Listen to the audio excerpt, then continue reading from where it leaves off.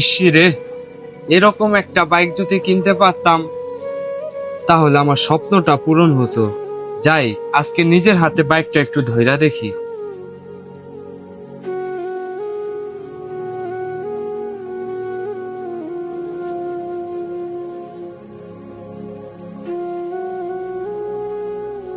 এই গাড়িটা তো আরো সুন্দর।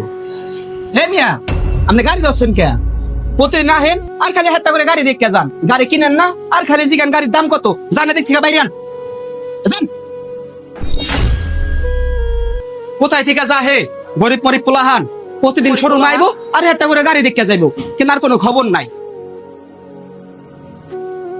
এ ভাই শুনেন,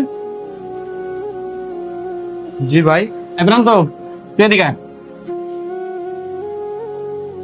তুই এই লোকটার সাথে খারাপ ব্যবহার করলি কেন?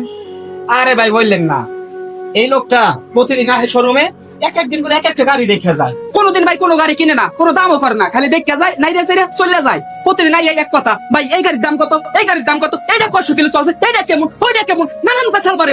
এর লিগে ওর ধাক্কা দিয়ে বাই করে দিছি ভাই। এটা কোনো কথা হইলো?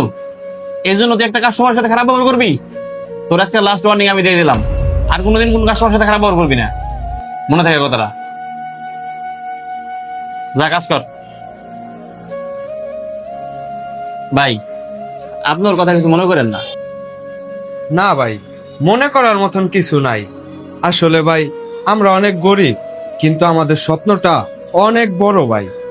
আজকে হয়তো এই গাড়ির কেনার সামর্থ্য আমার নাই, কিন্তু কিছুদিন পর এই গাড়ি কেনার সামর্থ্য আমার হবে না, এরকম তো কোনো কথা নাই।